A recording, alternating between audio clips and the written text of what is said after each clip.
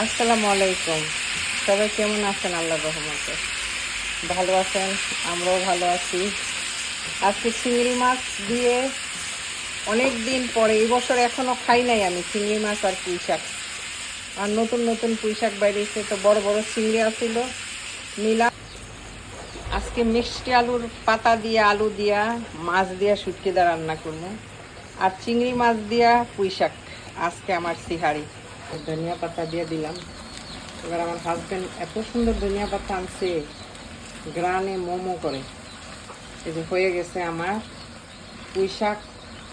পুঁই শাক করলাও খাইতে ইচ্ছা করতেছে, কিন্তু আমার হাজব্যান্ড করলা পায় নাই। এক সপ্তাহ ধরে কইতাছি করলা, কয় করলা নাই, করলা নাই।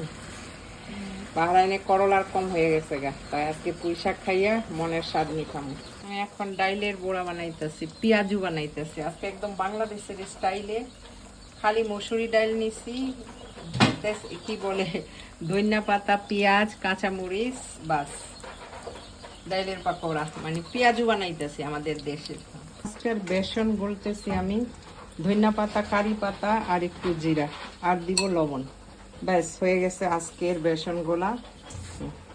আলুর চপ বানাইতেছি আজকে, কারি পাতা আর ধনিয়া পাতার ফ্লেভার বেসনের মধ্যে দিয়া। আর আলু ভর্তা বানাই নিছি বাংলাদেশের মতো। আজকে সব কিছু বাংলাদেশের ইফতার, বাংলাদেশের মতো কইরা। এখন বানাবো বেগুনি, মোটা মোটা বেগুনি।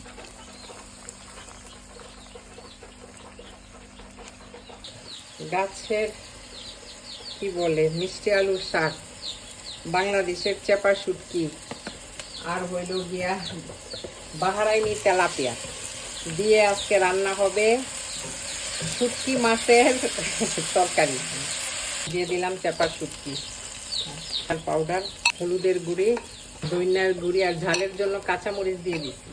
আলু, এখন আমরা বগুড়ার আলু খাই, আমার ঘরে এখন পছন্দ করে বগুড়ার আলু, আমার বাচ্চারাও, আমার হাজব্যান্ড।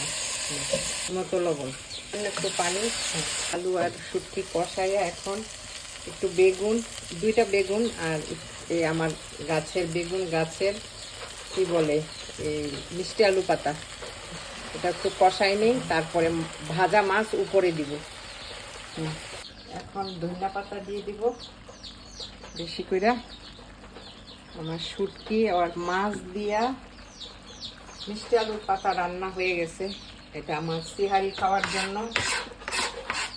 আজকে পুঁই শাক রান্না করলাম চিংড়ি মাছ দিয়ে, আর এই যে তরকারি আমার রেডি।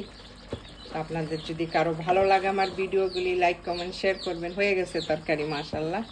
এখন একটু 2-3 মিনিট জাল দিয়া বাস। মাছটা আমি একটু ভাঙা ভাঙা করছি, যাতে তেলাপিয়া মাছ তো অসুবিধা নাই, ভাঙা ভাঙা করছি, কাটা বেশি নাই। একটু মজা করে মুড়ি ঘন্টার মতো আর কি হইব। একটু শুটকির ফ্লেভার রোজা থাকলে ভালো লাগে খাইতে, তাই জন্য আমি এই চিন্তা করে এই তরকারি বানাইছি। আলহামদুলিল্লাহ মজা করে। এখন তো সবাই ভালো থাকবেন, আল্লাহ হাফেজ।